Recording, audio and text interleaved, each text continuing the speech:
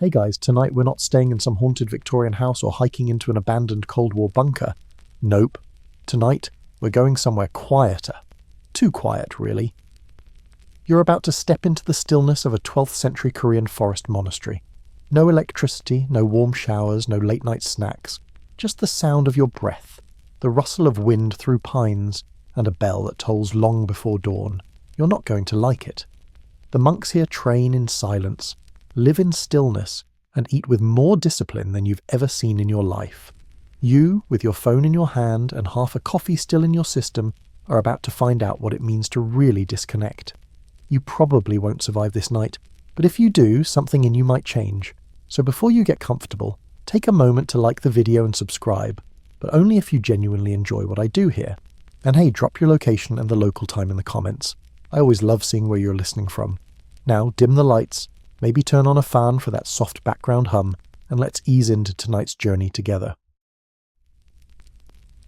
You're standing at the edge of a pine forest. The sun's nearly down, just a dull smear of orange behind the black ridge of trees. The air smells like damp moss and wood smoke. No roads, no carts, no sound but the wind threading through branches and a crow with strong opinions in the distance. Your feet crunch on gravel as you follow the narrow path inward. It's barely more than 2 feet wide, overgrown and soft underfoot, and you're pretty sure no one's swept it in centuries. The forest gets thicker. Pines tower overhead like judges in robes, their bark blackened with age. There's something deeply indifferent about these trees, as if they've seen thousands come and go, and you're just another passing breath. You finally see it. A tall wooden gate with no lock, no guard, just 2 weathered beams etched with Chinese characters, half faded with rain and time. The sign reads, "Enter empty." Not helpful, not comforting, just cryptic. You duck under the lintel and enter the temple grounds. It's not what you expect. No grand buildings or painted dragons, just a scattering of low wooden halls, each with grey tiled roofs that slope like tired shoulders. The walls are simple timber and mud plaster, with a few torn rice paper windows fluttering in the wind. Stone lanterns dot the courtyard, unlit. A small bell tower leans slightly to one side like it's been bowing for 500 years. A novice monk appears silently, barefoot, face blank. He bows deeply, then gestures for you to follow. You try to ask where your room is, but he just keeps walking. Talking is off the menu now, apparently. You follow him down a side corridor. The floor creaks. Spiders live here. Many. One dangles by a single thread as you pass, probably judging you. At a small side hall, he slides open a rice paper door. Inside is a 6x6 foot cubicle, with a thin straw mat, a folded blanket, and nothing else. No chair, no candles, no window. Just one hook on the wall for your robe. You turn to ask a question, but the novice has already vanished. There's a dull dong in the distance, the bell. You step outside again and realize the entire monastery is already moving. Monks in grey robes shuffle across the courtyard, heads bowed, hands tucked into sleeves. Not one is talking. Not one glances your way. It's like watching a silent river made of human intention. They form rows under a massive pine and bow deeply. Then again, then again. Kneeling, standing, palms up, palms together, bowing until your knees cry for mercy and your lower back writes a resignation letter. Here's your first fun historical fact. Korean Seon Buddhism, related to Japanese Zen, developed in part as a reaction to the elaborate rituals of earlier schools. These monks aren't here for incense and gold statues. They're here to break themselves open with silence, breath, and physical repetition. And here's a weird tidbit. During the Goryeo period, it wasn't uncommon for aristocrats to temporarily enter monasteries to purify karma, often after a political blunder. Yep, royal screw-ups were followed by mandatory spiritual retreats. Think of it as medieval crisis management.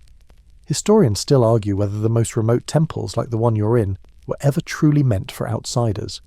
Some believe these hidden monasteries were deliberately unwelcoming, isolated for the sake of intensity. Others argue they were open sanctuaries, a last refuge for those seeking real change. Either way, you're in deep now. You bow. Again. Again. As the sky turns purple-black, the cold settles in. It's the kind that seeps up through your socks and into your bones. You wonder if you'll be offered dinner, or if enlightenment is supposed to make you forget you're hungry. Another bell rings.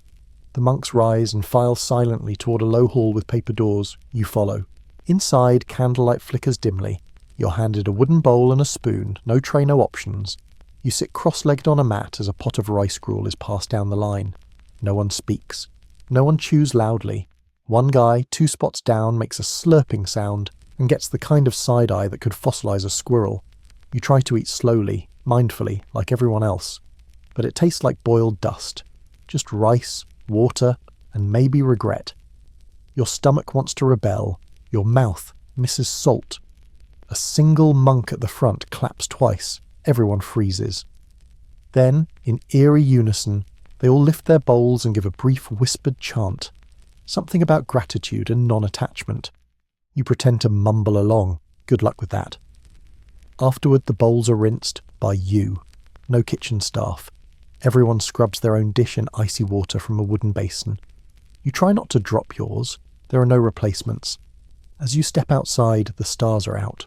There's no moon, just a billion points of cold fire above the trees. The forest groans faintly in the wind, and for a moment, you wonder if you made a huge mistake. Then again, you're here now. You're not sure what time it is, but time doesn't really matter here. Time doesn't tick. It flows like incense smoke, slow, looping, and kind of impossible to follow. What matters is rhythm, and the rhythm just shifted. A senior monk gestures at you from across the courtyard. He's old, cloaked in the same ash-grey robe as the rest, but there's something regal in the way he moves, deliberate, like each step has consequences. He doesn't speak, but his expression is very clear. You're not done. You follow him, bare feet brushing gravel, into a narrow hallway that smells faintly of cedar and boiled turnips. At the end is a small room, barely bigger than a closet, with cubby holes on the wall. He points to your boots and your sack of belongings. They go in the cubby. All of it. Even your little cloth-wrapped snack from the village, especially that. Then he nods toward a folded robe on a shelf. You're expected to change. So, you do. The robe is coarse, scratchy, and the colour of wet stone. It smells like vinegar and incense and somehow memory.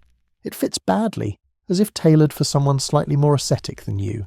And suddenly you look like them, at least from the neck down. You walk back into the corridor, now barefoot and bareheaded, and the temperature hits differently. The floor feels alive. Every creak, every cold patch of tile, every whisper of your own movements suddenly matters. This is your first true lesson here. You're not supposed to be comfortable, and not just physically. Your ego's already kicking and screaming. No phone, no status, no cool shoes or hey guys smile. Just you, your breath, and the awkward weight of trying not to exist too loudly. You trail the elder monk into another wing of the temple, this one darker, older, almost leaning with age. It smells like wax and damp parchment. You glance up and see faded murals of bodhisattvas, their faces serene, their eyes half-lidded like they know something you don't, which, spoiler alert, they absolutely do. He gestures again, and you enter a small chamber, 8 mats arranged in a square, all already occupied. The monks are sitting zazen, back straight, legs folded into lotus or half-lotus, hands resting in their laps like fragile birds. You sit on the only empty mat, or at least you try. Folding your legs this way is not natural. Your hip protests, your knee gives a little warning pop, and your back is already regretting your life choices. You look around, hoping someone else is struggling. Nope. They are statues. Breathing statues. Then, the bell. A single, soft chime. Not a gong this time. This bell is smaller, suspended on a thread of silence, and it lands in your ears like a snowflake. No one moves. You're supposed to follow your breath now. Inhale, exhale. That's it. No thinking, no analysing. No wondering if anyone liked your last Instagram post from 3 days ago that now feels like it happened in another life. Here's a historical anchor for you. This type of meditation, Sion, is based on direct insight into the nature of the mind. It isn't about chanting, reciting sutras, or visualizing deities, just sitting, just breathing, just being. Think of it as extreme mental minimalism, invented centuries before Silicon Valley tried to sell you mindfulness apps. And here's your quirky tidbit of the hour. In some Korean temples, monks practiced a ritual called jiwa. where they'd walk silently behind meditating novices and slap them with a flat stick. Not out of punishment, but to awaken them from drowsiness. You're lucky tonight's crew seems more gentle, for now. Historians still argue whether Sion practice in the 1100s was as rigorous as its later documented forms. Some say it was already strict and silent. Others suggest it was a bit more flexible, especially in mountain temples where survival sometimes outranked doctrine. But in this monastery, tucked deep in the pines, discipline is non-negotiable. After what feels like an hour, but might be 20 minutes, a senior monk slowly rises. He walks a slow circuit behind the group. His sandals whisper across the wooden floor. He stops behind someone, lightly adjusts their posture, then moves on. You hold your breath as he nears you. He pauses. Uh-oh. A gentle tap on your shoulder. Your spine straightens like a scared cat. He moves on. You have now been silently corrected. Welcome to monastery life. After the session ends, signalled by another soft bell, the monks bow in unison. You try to follow, but your legs are asleep and you collapse sideways like a bag of rice. No one laughs, which almost makes it worse. You hobble out into the night air, legs jelly, brain buzzing. This place strips you down. Not violently, but persistently. Gently, like water shaping stone. It's not trying to impress you, it's trying to erase you. You head toward the outer courtyard where a few monks are gathered. No one speaks, of course. They just stand, hands tucked, eyes up toward the dark sky where stars are starting to punch through the velvet. You realise this is the closest thing they have to entertainment. A breeze brushes the pine needles overhead, and they hiss like rain. Then you see it. A shooting star. Quick. Bright. Gone. No one gasps. No one points. They just continue breathing. You start to feel smaller, but in a good way. Like maybe being a speck isn't the worst thing. Still, you're exhausted. Another novice finds you and bows. You bow back, probably too deeply, but enthusiasm counts for something, right? He leads you back to your bare little room. The floor's still cold, the mat's still thin, but it's yours, or at least it's where you'll try to sleep. You lie down in silence. No pillows, no ambient playlist, just wind, wood creaks, and your heartbeat. And the creeping realization you've only just begun. You wake up confused, because technically you never really fell asleep. At best, you entered a kind of semi-conscious paralysis, your body motionless on the straw mat, your mind bouncing between strange dreams of chanting statues and bottomless teacups. And then, just as you thought you were drifting off for real, gong. One hit. Deep. Long. It echoes through the wooden beams and into your bones. You open your eyes, but everything's still dark. Not early morning. Not even late night. This is a time of day so unnatural, it doesn't belong to anyone. You check your non-existent watch. Of course, you have no watch. You gave that up yesterday. Well, a few hours ago. Time is now measured in bells and aching joints. You stumble upright, brush off straw, and fumble into your robe. Outside, the night air slaps you awake. Cold and sharp, like the forest is actively judging you for thinking sleep was part of the plan. A few shadowy figures drift silently through the courtyard. Monks moving like ghosts across gravel. You follow, bleary-eyed, through the side gate and down a long stone path lit only by moonlight, and a single lantern swinging in the wind. Your feet are bare again. You forgot slippers were optional, but the gravel isn't. Every step reminds you of your soft city upbringing. The group stops outside a small meditation hall. You enter last. There are no candles, just pale moonlight through paper windows. The room smells like pine resin and human breath. No one speaks. No one yawns. They just sit, instantly, effortlessly, like breathing statues. You try to mimic them, again folding your legs, again failing to look serene. But hey, you're upright. Progress. This is the midnight meditation. Technically, it's called midnight meditation, but it's closer to 1:30 a.m. The goal? To train your mind when your body wants nothing more than to shut down. To sit in stillness when everything biological is begging for sleep. You're supposed to count your breaths, not out loud, just silently, with laser focus. 1, 2, 3. By 15, your thoughts drift to cheeseburgers. Here's a historical tidbit to ground you. Buddhist monks in 12th century Korea often followed the Yebul and Chamseon disciplines, prescribed cycles of chanting and meditation, including night sittings that began in total darkness. These weren't optional spiritual extras. These were daily requirements. Miss one, that's a silent shaming. 2, you might be asked to leave, or at least reconsider your life as a future Buddha. Quirky side note. Some monasteries, especially those up in the colder mountains, used icicle formations in water basins as rough timekeepers during night sessions. Once it was light enough to see the reflection of your own nose in the water, that was dawn. Sort of beautiful, sort of horrifying. Historians still debate how strictly these schedules were enforced during the Goryeo dynasty. Some argue that spiritual rigour was softened at smaller temples, especially during winter months. Others believe the schedule never changed, because the path to enlightenment doesn't care if you have seasonal depression. You try again to count your breath, but the silence is so loud. Your ears pick up everything. Someone's stomach growling 2 mats away, a foot shifting on the wood, the wind whispering through a cracked panel. You realise that peaceful is not what you're experiencing. This silence is aggressive. It doesn't soothe you, it presses on you, like an invisible weight across your chest. You try closing your eyes tighter. Bad idea. Now you feel like you're falling, floating. You snap them open. Still here, still grounded. Probably. Then comes the real challenge. Your mind starts talking, loudly. Why are you here? What are you trying to prove? You paid how much to sleep on a mat and be judged by a guy who hasn't blinked in 2 days? You breathe in. You breathe out. Still not Buddha. Another monk shifts. You seize the opportunity to stretch your back slightly. Subtle enough to avoid scandal, you hope. The session continues in that same suspended nothingness. You lose track of time, breath, and possibly sanity.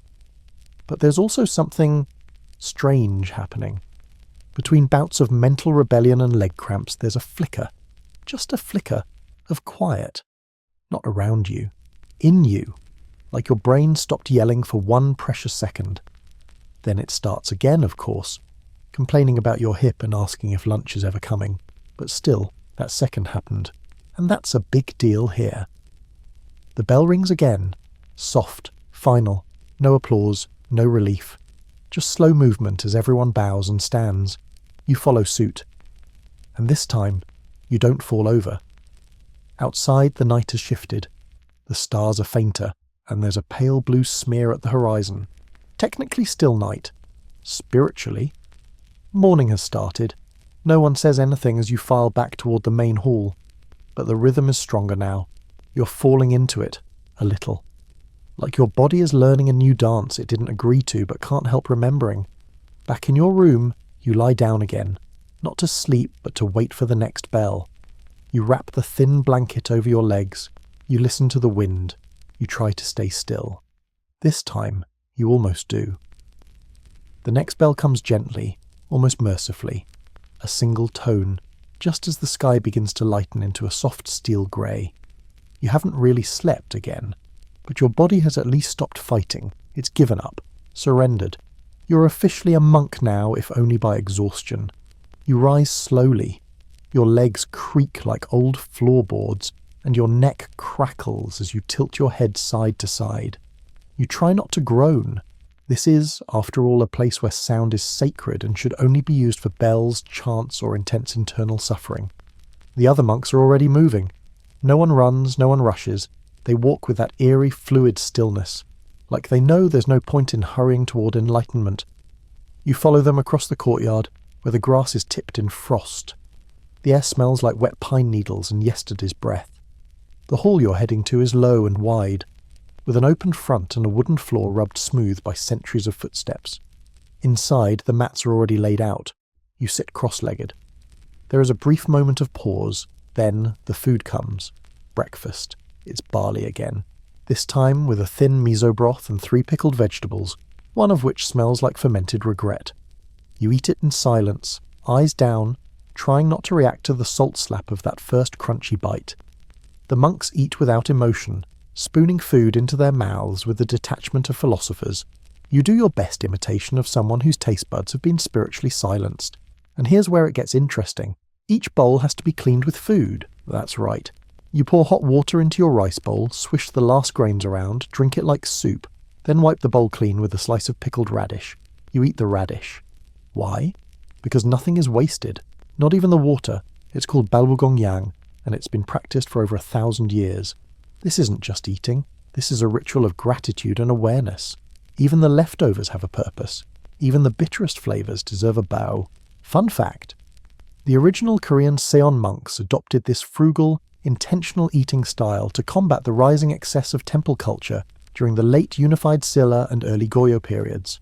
Too many lavish feasts, too much drama with rich patrons. So the forest monks rebelled, with plain gruel and militant humility. And for your quirky tidbit, some strict monasteries believed that even the sound of your eating could reveal your state of mind. A loud slurp meant spiritual chaos. A gentle chew, inner clarity. You chewing that rubbery root vegetable like it owes you money? Not enlightened. Historians still debate whether all temples followed these strict dining rituals, or if some, particularly those in coastal regions, were a bit more relaxed. Fishing villages tended to have a looser interpretation of detachment from worldly pleasures, especially when mackerel was in season. After breakfast, it's time for work. You don't get a nap, you don't get reflection time, you get a broom, a handmade one. The bristles are long and uneven, tied with hemp string, and it's already been used for at least a decade. You're not sure if it's more brush or artifact. Your task? Sweep the stone steps leading to the upper pagoda. At first, you think, oh, sweeping, that's easy. You poor naive creature. You quickly discover that these stairs are not flat. They're ancient, uneven, covered in moss, and there are roughly 100 of them. Also, the broom is ceremonial in its effectiveness. It mostly just pushes dust around like a whispery suggestion. Still, you sweep and sweep. The handle digs into your palms, your robe keeps slipping off one shoulder, the wind won't cooperate. A squirrel throws a pine cone at you from above. You sweep anyway. It's not about cleaning, of course. It's about being present. With each stroke, you're meant to observe your thoughts, your breath, your body. You're not removing dust from stone. You're removing attachment from the mind. Or at least that's what you try to tell yourself while shivering. Nearby, another monk rakes gravel into perfectly symmetrical lines. Every movement is exact. Every curve is intentional. The design is gone by morning, of course, but it doesn't matter. Impermanence is part of the deal. You glance at your crooked broom lines. They look like someone tried to draw enlightenment while sneezing. You keep going. Eventually, a novice comes to retrieve you. No words, just a small bow. You follow, broom in hand, arms buzzing from the work. You're led to the washing basin, an outdoor stone trough filled with icy spring water. Time to rinse the broom, and your face, and your hands, and possibly your sins. You splash your face, and it's like getting slapped by a snowstorm. Your skin tightens. Your breath catches. You suddenly feel more awake than you ever have in your life. Maybe this is the real morning coffee. As you dry your face with the sleeve of your robe, you realize something. No one has asked you anything today. Not your name, not your thoughts, not how you slept. You haven't spoken a single word since yesterday, and yet, somehow, you are entirely seen. This place has no need for small talk. It has no need for your stories. It looks through them, past them, into something quieter. The cold wind rises again. The pine trees whisper overhead. You look up and, for the first time, you don't feel the need to fill the silence with anything. Not even your thoughts. You head back toward the main hall, damp sleeves sticking to your arms, broom still in hand like some medieval badge of humility. A line of monks glides past you. None look up. None smile. You're still the outsider here, robe or not, but now at least you're an outsider with blistered palms and barley breath. A novice collects the broom with a respectful nod and disappears, like everyone here does. Quietly, and usually before you can ask a single question. You take a few tentative steps toward your room, but another monk appears. He gestures with a tilt of his head toward yet another hall. You follow. Resistance feels pointless now. This building is different, smaller, darker. The door is barely 5 feet high, so you stoop. Inside, there's nothing but a long hallway of paper walls, each hiding a monk's cell, and now, it's your turn. He slides one door open. It's just like the first cell you saw, but with something new. A thin cushion for sitting, and a worn book made of folded rice paper, resting on a tiny wooden desk. No chairs, of course, just the cushion and you. The monk bows and leaves. You kneel. The cushion sighs under you. The book is handwritten, black ink on fading yellow. The characters are unfamiliar but beautiful. You're not expected to read them. You're expected to copy them. There's a blank scroll beside it, a brush, a pot of ink. This is your practice now. You dip the brush in ink and make your first stroke. It's terrible, wobbly, too thick. The brush skips. The paper warps slightly. You stare at it with regret. The next stroke is worse. The third looks like a confused tree. You have no idea what you're writing, but that's not the point. This isn't calligraphy. This is transcription meditation, and it was a cornerstone of many Goryeo-era monasteries. To copy a sutra is to imprint the teaching onto the body through the hand. You're not learning about Buddhism, you're living it, one shaky brushstroke at a time. Quirky little fact. Monks in this era sometimes believed that even a poorly written sutra still had merit, as long as it was done with sincerity. Some even requested to be buried with the scrolls they copied themselves, like a kind of karmic receipt.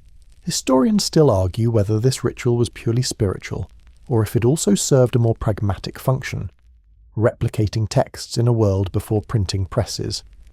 Some scholars suggest that low-ranking monks were often assigned to transcription, not for enlightenment, but because the temple needed spare copies of the Diamond Sutra. You, however, are definitely not here for publishing. After an hour, maybe more, you realise you've only copied a single line. Your back is sore, your fingers are smudged with ink, you've lost count of how many times you accidentally sighed out loud. The silence makes every sound feel personal. The scratch of your sleeve, the gentle clack of the brush against the pot, even your breath seems louder than it should be. You pause, you breathe, you dip the brush again, another stroke, and another. At some point you forget what the strokes even mean. Your body moves, but your mind softens. It's not blank exactly, more like suspended. You're no longer trying to be quiet. You just are. Then, without warning, the bell rings again. Not a big one, just a small chime, like a reminder. You put the brush down, your fingers are stained, and there's a little ink on your sleeve that you definitely weren't supposed to get there, but no one's checking your work, no one's grading you. The scroll stays on the desk, a testament to your best effort, and your worst handwriting. Outside the cell, the hallway seems even quieter. You feel oddly exposed, like the act of copying the sutra peeled back something you didn't know you were wearing. You step outside and the sun is high now. Late morning probably. The courtyard is flooded with that clear, bright light that makes everything look sharper. Edges of roofs, the sheen of wet stone, even the swaying tips of the bamboo grove beyond the temple wall. You walk toward it instinctively. There's no sign, no instruction, but something in you wants green, wants movement. The bamboo grove is barely 100 feet wide, but the wind moves through it like it owns the place. The stalks knock and sway and whisper, and you realize this is the first loud thing you've heard in hours, and it's beautiful. You sit under one of the trees, no mat, no bell, no one watching, just you, the wind, and 1,000 thin trunks that rise like thoughts, before falling silent again. This is where it hits you. The silence of this place isn't just an absence of noise, it's a mirror, and mirrors, as you know, can be very uncomfortable. They show you your face, but also your restlessness, your impatience, your bad jokes, your ego pretending it's cool with all this when actually it's 2 rice grains away from screaming. You sit with that, for a while, maybe longer than you expected.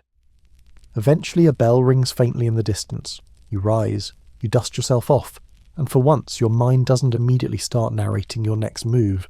You just walk. Maybe you're not failing here after all.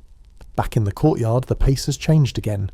You hear the faint dong of the main bell tower, followed by 3 short chimes. This isn't the call for food, for chores, or for copying texts. This is the signal for afternoon meditation, and this one's different. This one walks. A line of monks forms like mist curling through the pine trees, bare feet, hands folded just below the navel. No one speaks, but everyone moves, slowly, with a rhythm that feels impossibly serene. You fall in behind a novice monk. He's maybe 16, maybe 60. Hard to tell when everyone looks like they've stopped aging at quiet wisdom. You start walking. The pace is glacial. You want to take 3 steps for every one they take, but you don't. You can't. The rule is simple. Match the pace. 1 foot, stop. breathe. 1 foot. Stop. Breathe. Walking meditation, or kinhin, wasn't just a Japanese Zen thing. Korean Seon temples practiced it too, especially during long retreats. Monks believed motion helped circulate the insight generated during sitting meditation. In other words, enlightenment doesn't just happen on a cushion, it walks beside you. You pass through the main gate, down a path lined with gnarled trees and wet stones. Each footfall lands softer now. Your toes are learning to listen. You begin to notice things. The exact squish of moss underfoot, the crinkle of a dry leaf, the strange way the breeze seems to speak in syllables. For a moment your mind goes quiet. Then, predictably, it kicks back in. Am I doing this right? Should my hands be higher? Is that the same squirrel from earlier? And then, whack, not on you, on the monk ahead. One of the seniors has gently tapped his shoulder with a long flat stick. The monk nods. No flinching, no embarrassment. It's not punishment, it's a reminder. Be here. This practice stick is called a keisaku. In Korean temples, it's sometimes used during walking meditation when someone visibly drifts. You'd think it's rude, but here, it's compassionate correction. Like your thoughts getting a post-it note. Hey, you left the moment. You continue walking. Step, breath, step, breath. The forest opens up to a small clearing, gravel, perfectly raked. The line continues its slow, deliberate circle. You're now in full monk cosplay, silent, slow, and deeply unsure if your foot is making too much noise. You remember to breathe. This is harder than it looks. Every part of you wants to distract, to narrate, to plan dinner or replay that one thing you said 3 years ago. But here, those thoughts feel like static, unnecessary, like trying to hum over a symphony. Historical moment incoming. During the 12th century, Korea was undergoing major cultural and political change. The Goryeo dynasty was thriving, but the Buddhist establishment was being challenged by rising Confucian values. Some forest monasteries doubled down, isolating themselves, deepening their practices, insisting on silence as a form of resistance. While cities argued, these monks listened, to wind, to breath, to the space between thoughts. Quirky side note: there were occasional reports, especially in mountain temples, of monks walking meditation so deeply focused that they unknowingly circled for hours without realizing the sun had moved. One story tells of a monk who walked until he collapsed, only to wake and claim he'd briefly left the wheel of rebirth. Skeptical? Sure. But try this walk without getting bored, and then we'll talk. The line completes the loop. One more pass through the pines, back toward the temple walls. You feel your calves burning from restraint, your spine straight from effort, and then it ends. The monks stop at the bell tower. One novice bows and rings the small bell once. The line disperses, not into chaos, but into perfectly calm drift. Everyone goes where they need to go. No one speaks. It's like watching a tree shed its leaves. You, however, are left standing there. You don't know where you're supposed to be. But something in you doesn't panic this time. You just wait. Eventually, a young monk gestures toward the rear garden. You follow him down a narrow stone path where vegetable beds grow in tidy rows. Radish, cabbage, maybe some garlic. And in the centre, a small wooden bench. He bows slightly. You sit. Sunlight warms the back of your neck. A bee hums past your ear. Somewhere, water trickles. No instruction, no bell. Just a bench in a garden. You don't do anything. You don't try to meditate. You just sit. And here's the strange thing. It feels like enough. The sun climbs higher, casting shadows across the earth. A leaf tumbles lazily through the air and lands beside your foot. You think, maybe for the first time today, that you could stay like this. That this moment is not a bridge to anything else. Not a means. Just an end. And for once you don't ruin it by thinking too hard. You stay there for a while. The bee returns. You don't flinch. The wind picks up again, but now it sounds less like whispering and more like breathing. Maybe it was never the trees. Maybe it was you all along. Eventually the spell breaks. Not rudely, but gently, like a dream fading before you're quite ready to let it go. A distant bell sounds, soft and low.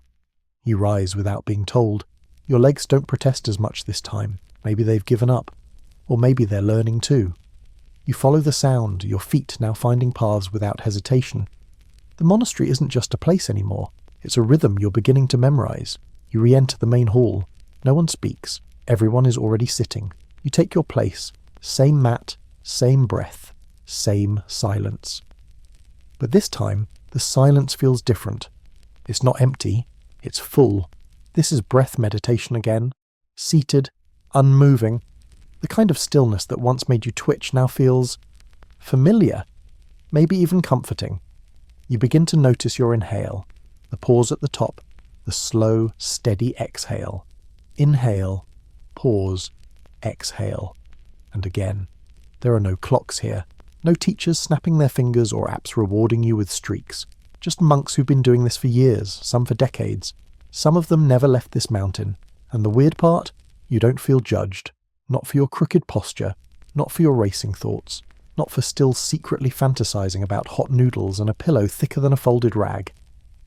Here's the historical meat for this round. In the 1100s, Korean Seon monasteries were undergoing a quiet revolution. The balance of power was shifting from large court-sponsored temples toward more remote mountain centers. These forest temples became crucibles for self-discipline, places where doctrinal debates were tossed aside in favor of lived experience. The idea wasn't to learn Buddhism, it was to become it. And here's your quirky morsel. In some traditions, monks would meditate so long that calluses formed on their knees. Others tied their robes in special knots that would dig into their flesh if they started to slump, as a kind of physical alarm. In one legend, a monk stitched a single bell into his robe hem. If it jingled, he knew his posture was failing. If it didn't, he was a rock. Historians still argue whether the intensity of these practices was consistent across temples. Some say forest monasteries were universally harsh and ascetic. Others suggest some were more relaxed, even playful, especially in the winter months when food was scarce, and meditation was naturally harder to maintain. You won't get a definitive answer from the monks here. They're not interested in arguing. They're too busy being quiet. You try to follow them. Back on the mat, your thoughts are quieter now. Not silent but manageable, like a radio turned to a whisper. You notice when they appear. You notice when they drift away. And in between, there's a space. A strange, beautiful space. You don't know how long you sit. Long enough to forget you're trying. Long enough for your breath to become your whole world. Then a bell rings. Small, metallic, exact. Everyone bows. You bow too. But this time, you don't feel like you're copying them. You feel like you belong. The group stands and moves again. You follow them into a smaller room behind the hall. It's dim and warm.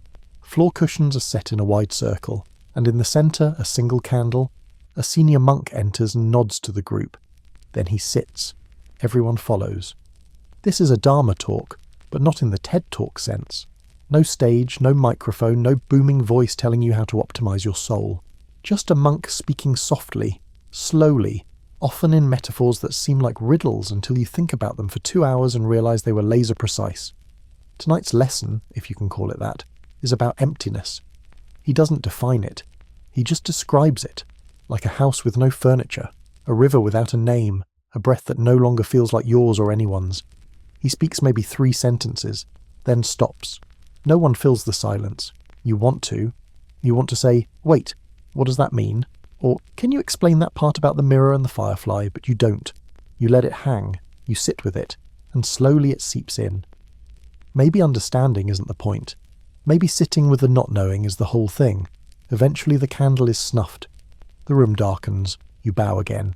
And now comes something new. Free meditation.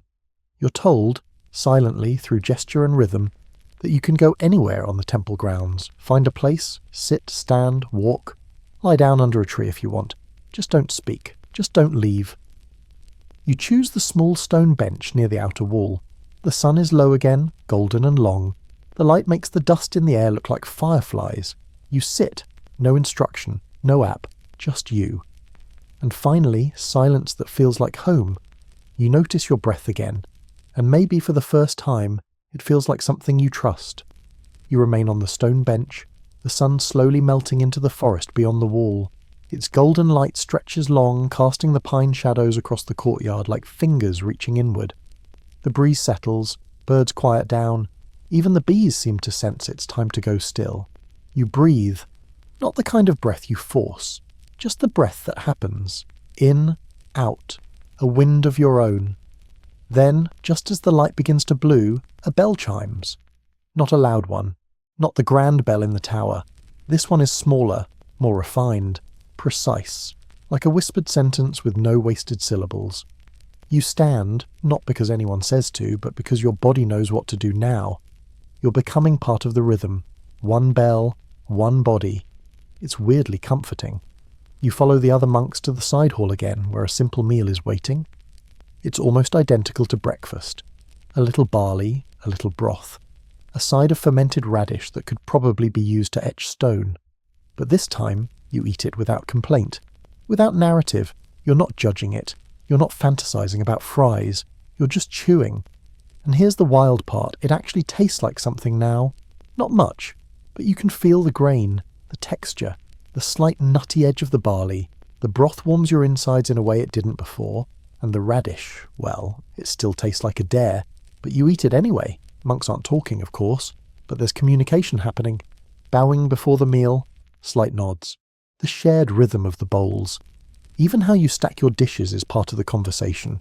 No waste, no noise, no ego. This meal, like the others, ends with the Baogongyang ritual. Hot water poured into the bowl, swirled to collect leftovers, then drunk like tea. You do it better this time. No sloshing, no clumsy grip. You might even pass for someone who belongs here, at least from a distance. Here's your historical nugget for tonight. Monastic meals were carefully designed to cultivate mindfulness. Not just because monks wanted to live simply, but because they believed every act was a chance for awakening. Washing a bowl was as sacred as reciting a sutra. The temple was not a retreat from life. It was life, distilled. And your quirky bite of trivia? In some temples, meals were eaten so silently and precisely that monks developed elaborate hand signals for requests. A flick of the fingers meant more water. A raised thumb meant a utensil was missing. In one record, a novice accidentally signed for a toilet break and was served a second helping instead. He didn't make that mistake again.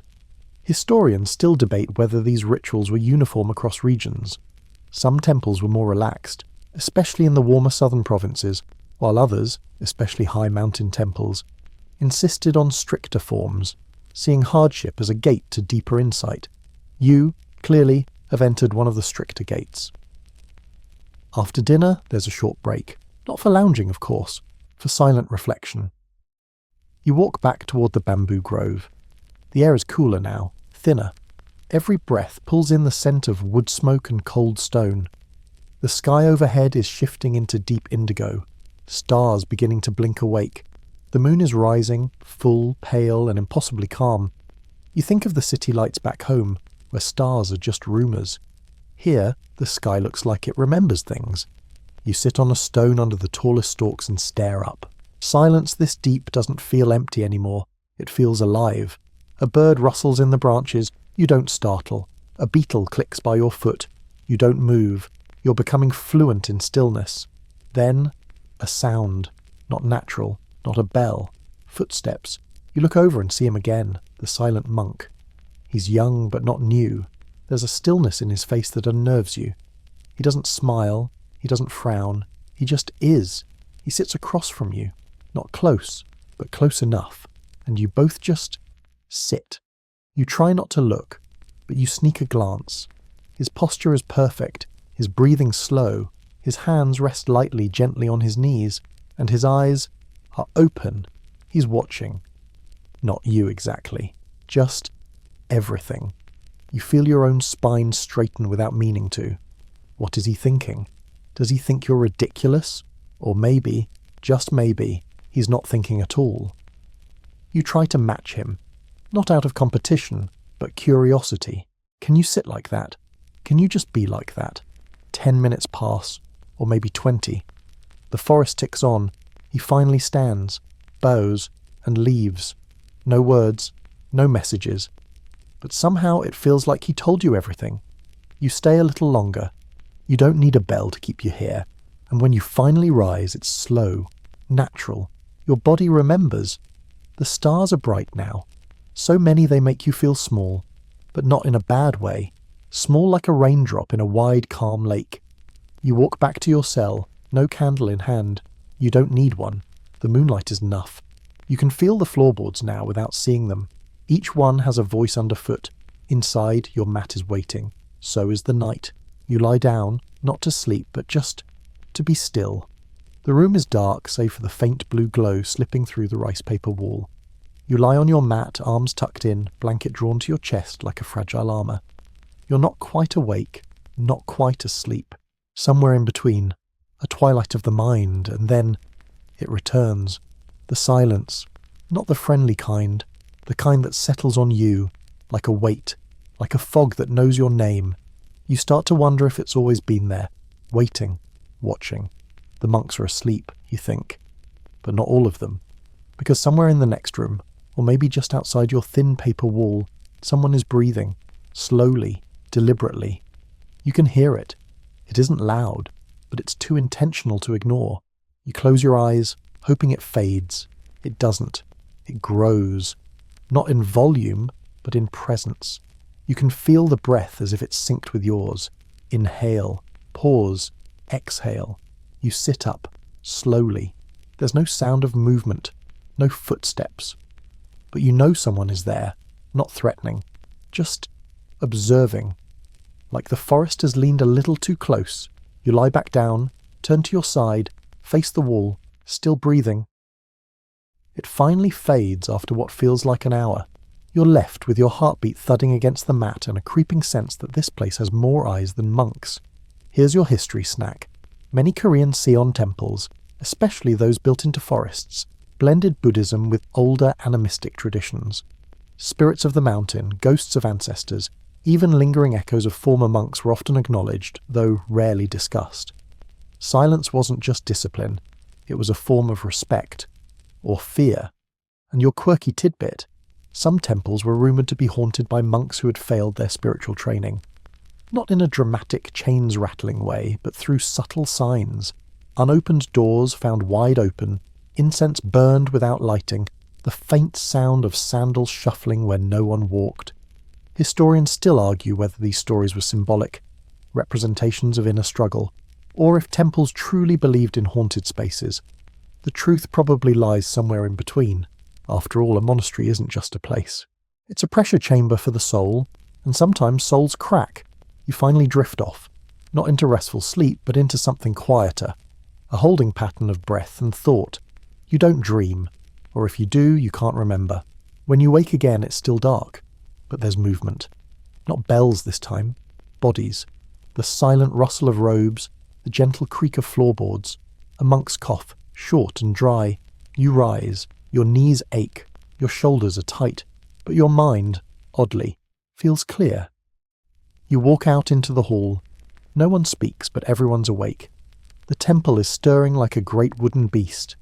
You catch sight of the young monk again, the one with the unreadable eyes. He passes without looking at you, or maybe he does. It's hard to tell in this light. You follow the group outside. The air is colder now, not biting but serious, the kind of cold that makes you aware of every inch of your skin. They head toward the bell tower, and this time you don't just follow. You've been assigned. Tonight you are the bell keeper. You didn't ask for this role, but a novice handed you the rope earlier, thin, frayed and threaded with tradition. It's your job to pull it, not once, not twice. Exactly when the moment calls, except you have no clock, no hourglass, no sundial, no monk whispering, "Now, my child." You're meant to feel it. The bell itself is beautiful. Bronze, tall as a person, with carved symbols around its rim. A dragon winds across the top, its mouth open in a permanent silent roar. You step beside it. The striker is a long, suspended wooden beam, almost like a battering ram, hanging by thick ropes. You place your hand on it and wait. The monks are gathering in the courtyard below, one by one, silent, their grey robes almost glowing in the moonlight. Your heartbeat is suddenly the loudest thing in Korea. This bell isn't just for noise. It marks the shift from night to devotion. It begins the ritual. It echoes through valley and memory, and if you strike it wrong, too early, too late, too loud, you don't just embarrass yourself. You interrupt time. You inhale, you exhale, you pull. The beam swings, and the bell sings. A deep, perfect tone rolls out across the pines like a wave made of thunder and honey. The monks bow their heads. A crow startles from a branch and vanishes into the dark. You did it. You breathe again. And then, another chime, this time from the smaller temple bell below. The rhythm continues. Meditation begins again. You pass the rope back to the novice with the quietest nod of your life. You're nobody here, and somehow that feels okay. You drift back to your cell. The forest doesn't seem quite as strange now, still wild, but not unkind. You lie down once more, and this time, when you close your eyes, the silence is yours. Dawn rises like breath on a mirror, soft, slow, barely visible at first. A pale blush smears across the eastern sky, casting silver over the tiled roofs and making the dew on every blade of grass glisten like tiny prayer beads. You sit up on your mat before the next bell even rings.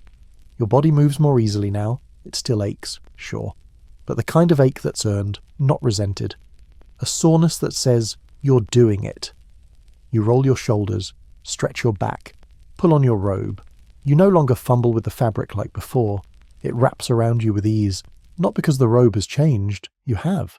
Your hands are steadier, your mind less frantic. You step into the morning.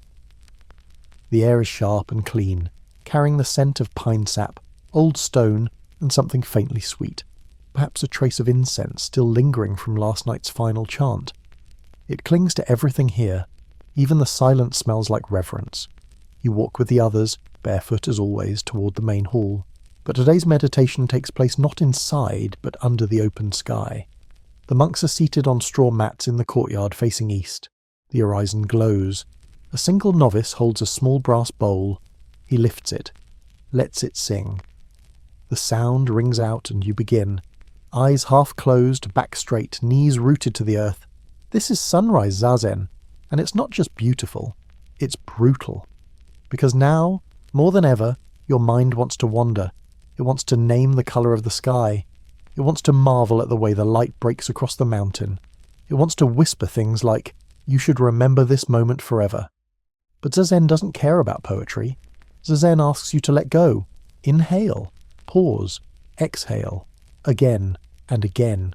You try. You fail. You try again. Here's your historical nugget. In many Goryeo-era monasteries, sunrise meditation wasn't optional. It was the anchor of the day. The moment when monks connected not just with themselves, but with the rhythm of nature. The point wasn't to romanticize the dawn, it was to witness it without grasping. And your odd little footnote for this section? Some monks used to shave their heads just before sunrise, believing it helped them greet the light with a clean mind. There's even record of one particularly intense monk who shaved his eyebrows too for full sensory humility. That trend, thankfully, did not catch on. Historians still argue whether these sunrise rituals were rigidly enforced or gently encouraged. Some texts suggest a softer approach in smaller temples where elderly monks or sick novices were excused. But the forest temples, the high ones, they rarely bent the schedule. If the sun could rise on time, so could you. You try again to let go. Your breath returns. The light on your face grows warmer, and then it happens. Not loudly, not dramatically, just suddenly. Your thoughts stop, only for a moment, but it's real. A pause, a space. You're not planning or remembering. You're not narrating your own experience. You're just here. The warmth of the sun on your cheek, the distant rustle of wind in the pines, the sensation of being entirely awake without needing to do anything about it. Then your knee spasms, and the moment breaks. Of course it does. You shift slightly. A monk nearby raises an eyebrow. You pretend it was intentional. The bell rings again. Once. Twice. That's the end. You bow. And the monks rise together, like waves lifting off the shore. Now it's time for work. Again. Today, you're assigned to help with laundry. You think, finally, something easy. Oh, sweet fool. You're led to a narrow courtyard where garments hang from bamboo poles, stiff from last night's frost. Two novices kneel beside a massive stone basin filled with icy water.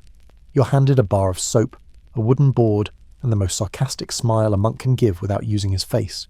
You kneel, Your knees complain. Your fingers go numb, you scrub anyway. The soap is soft and fragrant, made from ash and pine oil.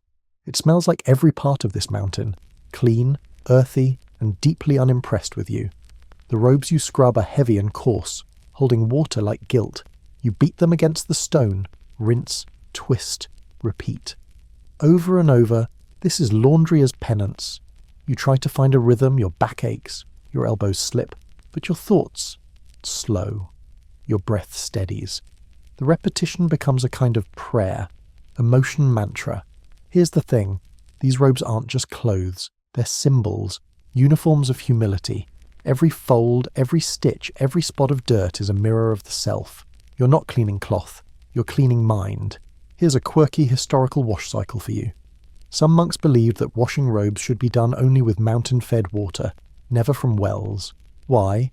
Because well water was stagnant, and stagnation bred ego. Mountain water flowed. Flow meant freedom. Historians still debate whether laundry was rotated on a strict weekly cycle or done as needed. One scroll from the Goryeo period records a monk who insisted on washing his robe daily, until a senior scolded him for being too attached to appearance. The balance between cleanliness and vanity? Still tricky. You rinse one final robe, wring it out, hang it carefully on the line. Your hands are red and trembling, but your mind, surprisingly still. You look at your fingers, at the faint blue of your nails, at the water dripping from your sleeves, and then you laugh. Quietly, just a puff of air through your nose, but still. A monk nearby turns, raises one eyebrow. You bow, very deeply. He bows back, even deeper. And in that tiny exchange, the silence softens, just a little. The robes drip quietly behind you, a rhythm of their own, plip, plip, plip into the frost-hardened soil. You stretch your back, joints crackling like old floorboards, and straighten from the washing basin.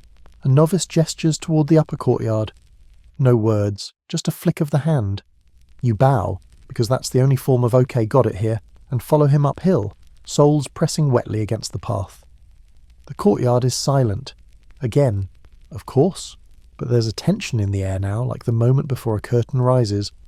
Monks are kneeling in rows. You recognize many of them. Some you don't. A few look like they haven't moved since the last time you blinked. Then he appears. The abbot.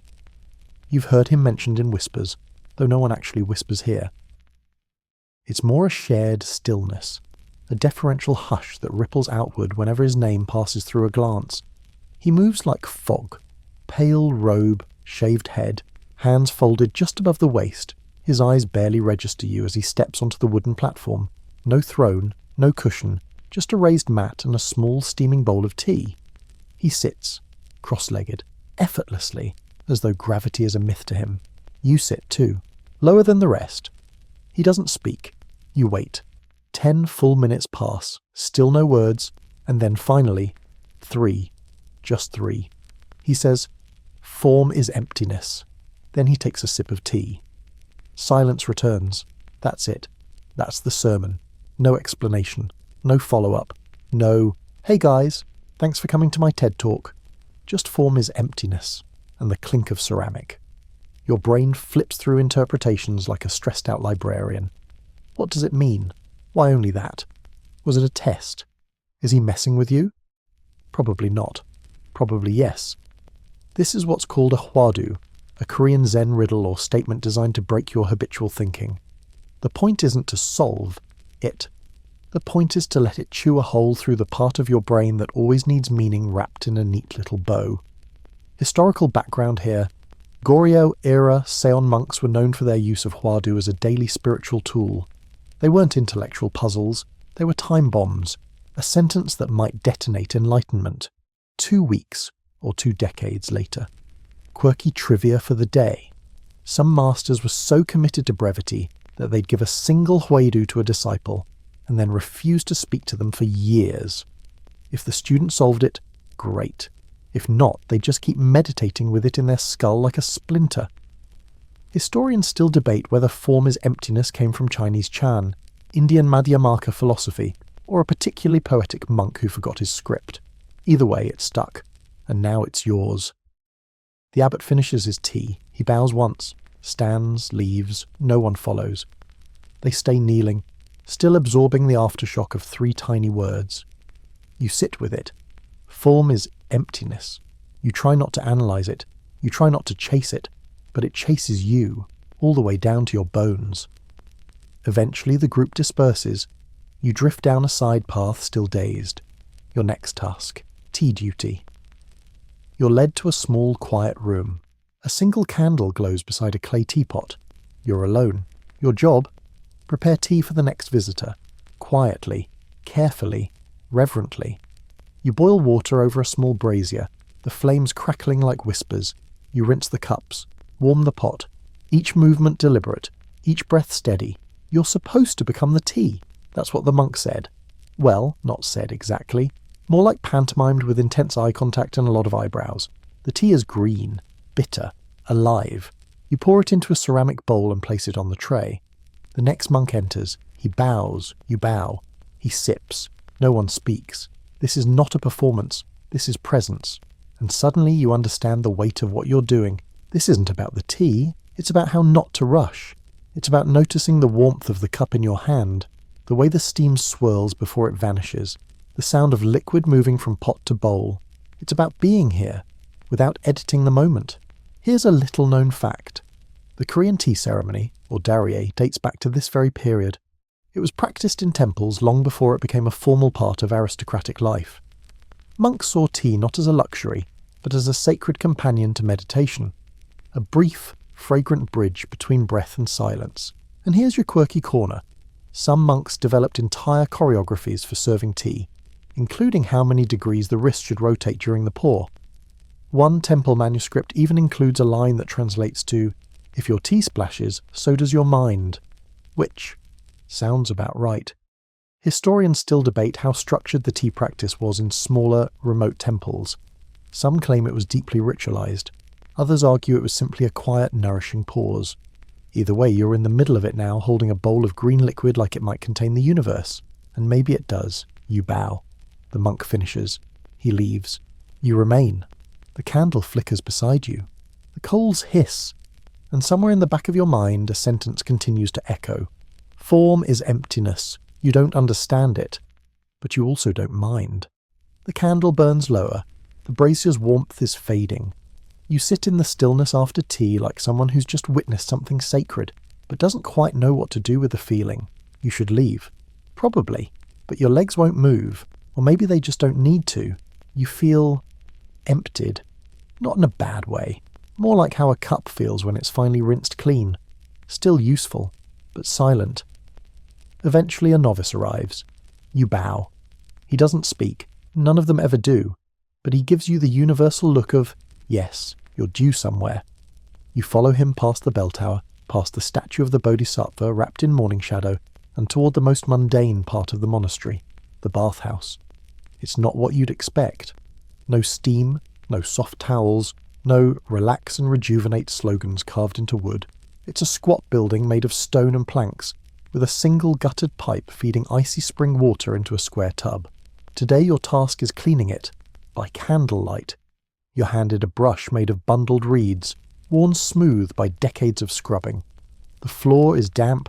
The walls are coated in the faint sheen of lichen and years. You roll up your sleeves, begin scrubbing. At first it feels pointless. You're pushing cold water around a cold room with a cold brush, and no one is going to thank you for it.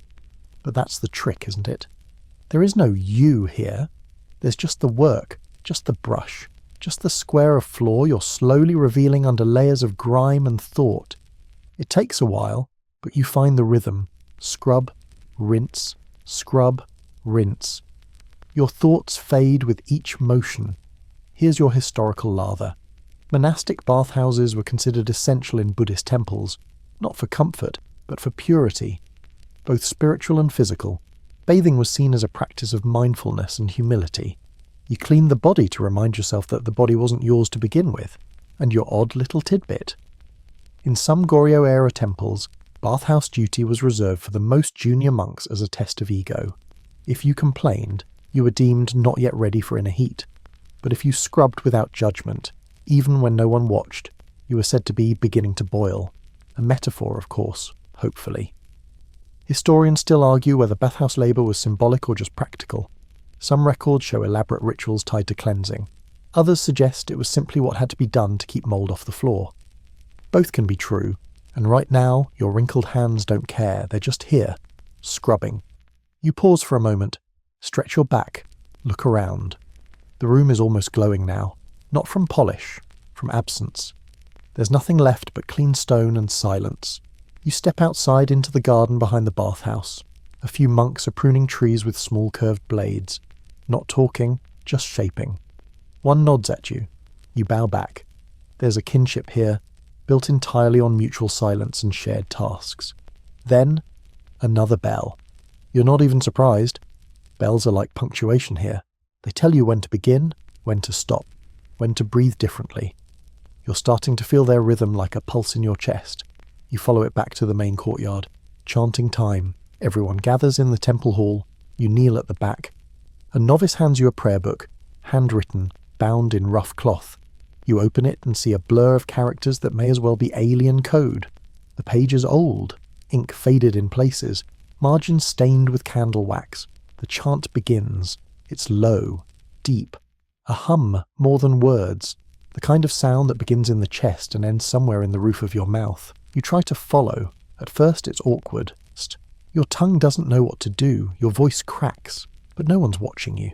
They're not chanting at anything, they're just merging. The words aren't important. It's the sound, the breath, the fact that 50 voices become one note, one current. You get swept into it, and soon your voice is there too. Imperfect, but there. It feels ancient, like something your body remembers even if your mind doesn't. Here's the historical chorus. Buddhist chanting in medieval Korea wasn't always uniform. Different temples used different rhythms, melodies, even pronunciations. Some scholars argue that chanting itself was seen as a bridge between the seen and unseen, a kind of sonic offering to the invisible workings of the universe. And the quirky note for today? There are records of monks chanting so long that their lips blistered. One particularly zealous practitioner in the Goryeo period supposedly lost his voice for a month and was praised for burning with sound. Let's hope your vocal cords aren't quite so enthusiastic. Historians still debate whether chanting was considered more effective when understood or simply felt. Some argue that reciting without comprehension diluted the meaning. Others insisted the sound alone was enough to shape consciousness. You're too far in now to care. The chant grows louder. The hall vibrates. Your chest vibrates. You're no longer aware of your body, just the syllables spilling from your mouth in unison with 50 other people who also don't care if they're off key. The bell chimes again. Everything stops. No applause, no bow, just silence and a breath. And then, like smoke, everyone disperses. You close the prayer book, set it gently on the altar, stand. Your voice feels raw, but your mind, quiet, settled, not blank, just softened. You walk out into the evening light, the pine shadows stretching longer than you remembered. You've chanted, scrubbed, bowed, sat and served. And through it all, somehow, you've vanished a little, and in the space that's left behind, something peaceful. You thought the chanting would be the crescendo, the emotional peak of your monastic movie montage. But no, you've got another starring role to play, and this one involves timing, precise timing, without a watch, without a clock, just you, a giant bronze bell, and about 1,000 years of ritual judgment waiting to fall if you mess it up. Welcome to bell duty. Again. But this time, it's real bell duty. Not the polite, give it a tug when the stars align kind. This is the sunset bell. The big one. The resonant heart of the monastery that tells every monk, every bird, every ghost in the forest, day is done, prepare for the night watch. You've been summoned for this honour by a senior monk who gives you the most serious nod you've received in days. He gestures to the bell tower, hands you the thick rope, and steps back as if passing you a live wire. You look up. The bell is huge. It hangs from a wooden beam wrapped in ancient silk that's gone soft and grey with time. The striker is a horizontal log, worn smooth by centuries of identical movements. The air around it smells of oxidised metal, old prayers and pine pitch. Your palms sweat. You're supposed to feel the moment. Not estimate, not guess, just know, like how animals know when an earthquake is coming. So, You wait. The sun sinks lower, shadows reach across the courtyard. The monks begin to gather near the steps of the main hall, sitting, kneeling, some closing their eyes. They're waiting, but not for you, for the sound. One note, that's all it takes. You hold the rope, you inhale, you exhale, you pull. The striker swings. Thoo! The bell sings, low, rich, endless, like thunder wrapped in velvet, like the universe humming in its sleep. Heads bow, birds scatter. The sound rolls down the mountain like a slow avalanche of bronze.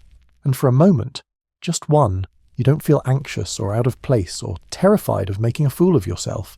You feel aligned. Here's the historical heartbeat. In many temples, the evening bell was more than a signal.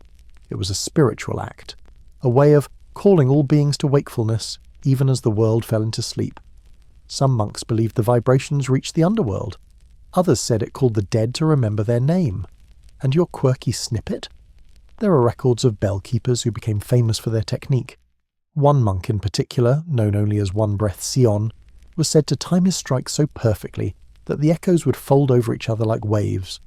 A travelling magistrate once called it the sound that made me forget my horse had diarrhea, which honestly is the highest praise a monk could hope for.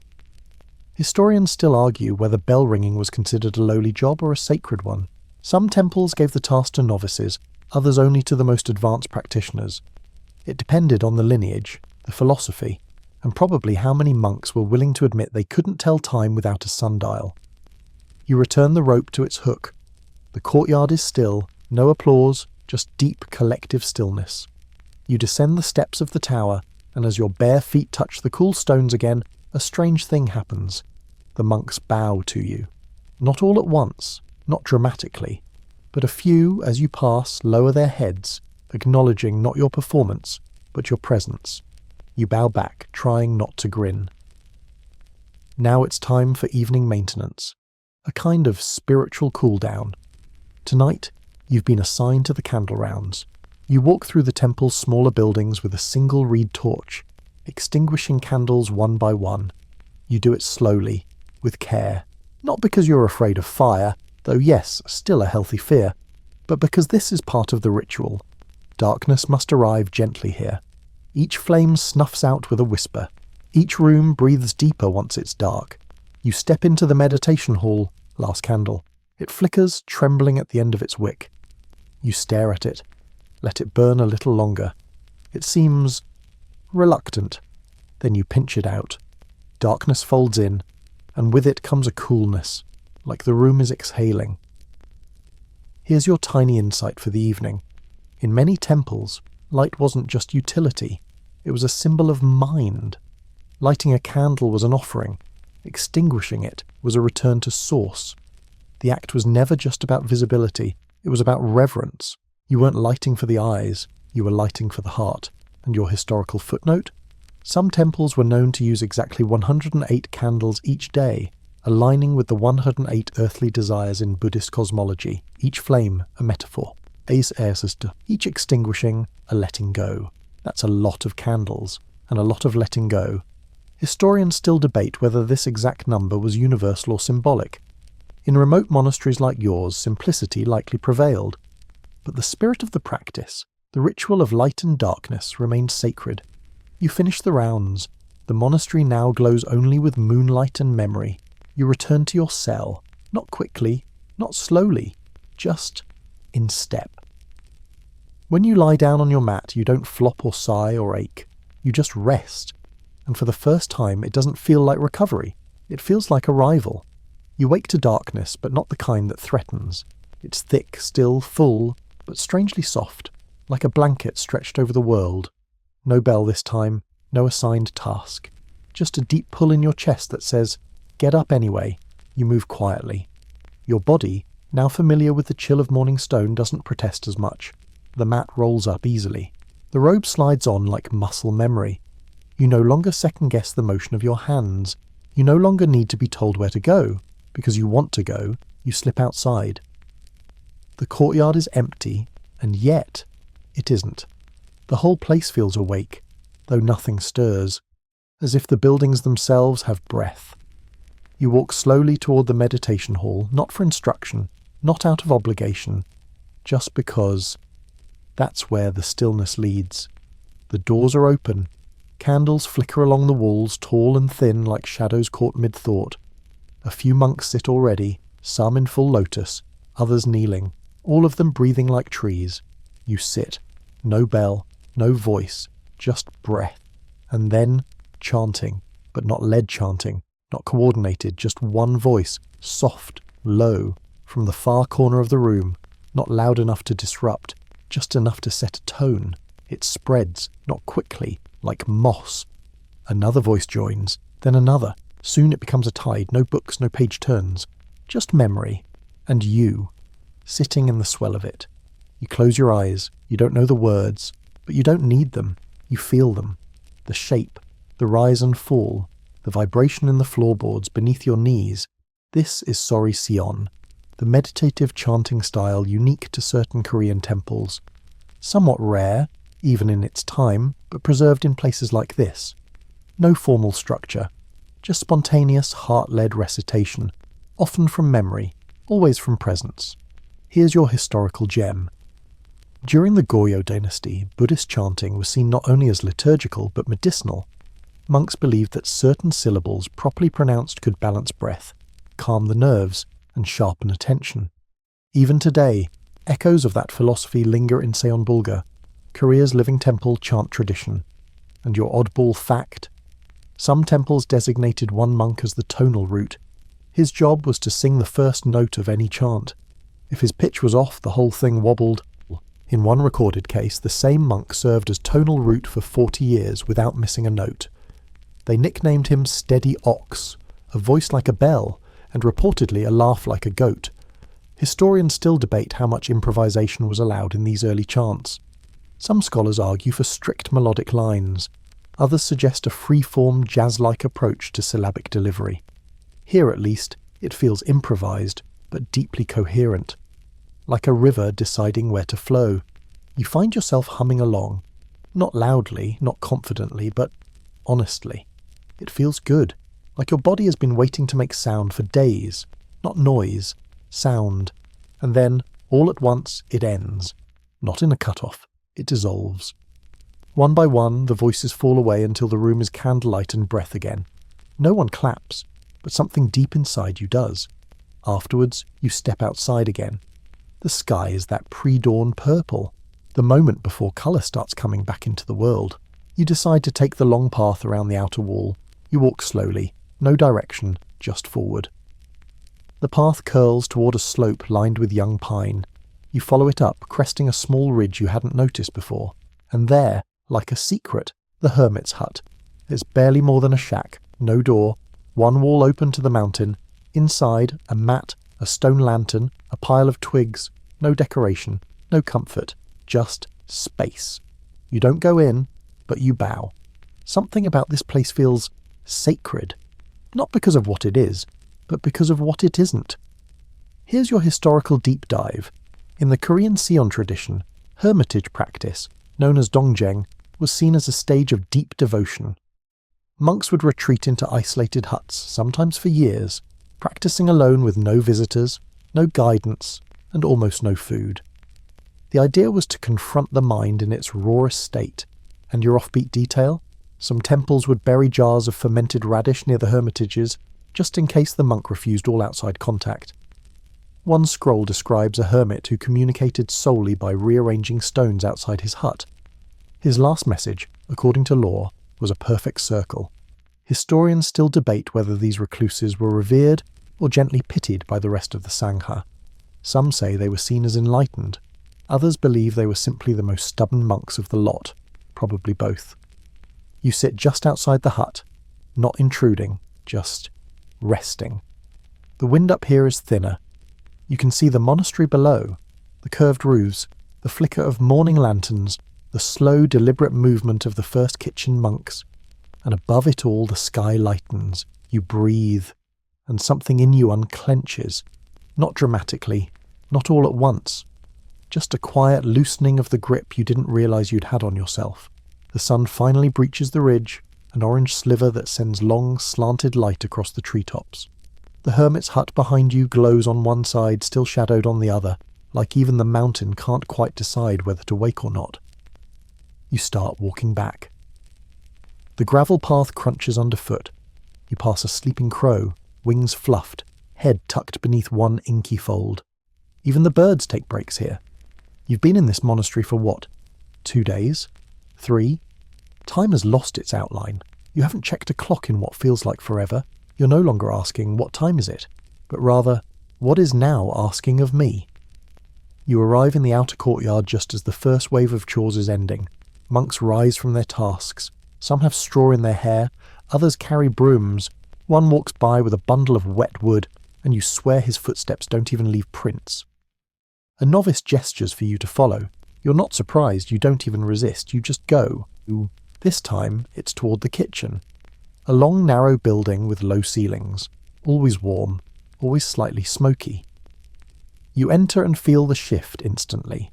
This is the beating heart of the monastery. No one talks, but things move here. Rice steaming, barley roasting, radishes soaking in salted water. It's calm but not slow. You're handed a cloth and led to the cutting table. A monk slices daikon with hypnotic precision, each piece identical to the last. You're given a knife and a small mountain of scallions. You begin chopping, badly, too big, then too small, then crooked. Then one rolls off the board and disappears under a shelf. You look up, expecting judgment. But the monk beside you just keeps slicing. No one corrects you. Because eventually the rhythm finds you. Slice, slide, wipe, breathe. Your breath matches the motion. The scallions surrender without complaint. The green stains your fingers. The smell clings. You lose track of the pile. You just keep going. This is Samu. Work practice, not a task, not a chore, a moving meditation. Every movement is a continuation of zazen. Every act, a chance to dissolve the self. Here's the historical seasoning. Sion temples were unique in how they blurred the line between meditation and labour. In many schools, work was a distraction from study. But in Sion, labour was the study. Chopping vegetables could be as holy as copying scripture, especially if you were awake to it. And your quirky morsel. One monastery recorded an entire kitchen staff that vowed not to speak or make eye contact for 5 years straight. Their dishes became legendary, not for taste, but for the way they seemed to nourish more than the body. Food that bows, one traveller wrote in his diary. I've never eaten something so quiet. Historians still argue whether this reverence for work developed organically or was a response to stricter doctrinal splits with neighbouring traditions. Some say it was an evolution, others claim it was a rebellion. Either way, it baked humility into every meal. Eventually the scallions are done, you wipe your blade. Bow. Wash your hands in the basin. The soap is gritty, the water icy. You don't flinch anymore. The monk beside you nods once. You nod back. No words. Just mutual acknowledgement that something passed between you. After the kitchen, you're allowed a short break. But no one naps here. No one scrolls through anything. They sit, walk, sweep, stare at stones. You find a corner under the long eaves of the main hall and lower yourself down. The wind rustles the pines like an old hymn. You notice that even the silence has textures. There's sharp silence, the kind that startles, and soft silence, the kind that folds you up inside it. This one, it's soft. You think about the past few days. The bowing, the aching knees, the chanting, the bell, the radish that tried to end you, the silence that wouldn't let go. And now, you feel different. Not in a movie transformation sort of way. No glow, no internal monologue swelling with orchestral music. Just a kind of looseness. Like the tightly coiled springs in your mind have started to unwind. And then something shifts. It's small, but unmistakable. A sound. Not birds, not monks, not the wind. A whisper. You don't know where it comes from. Maybe it wasn't even sound. Maybe it was just a knowing that dropped gently into your chest. Something that says, you're not alone here. You sit with it. No fear, no analysis, just presence. Here's your strange but true tidbit. In certain mountain monasteries, monks often reported hearing things during long stretches of silence.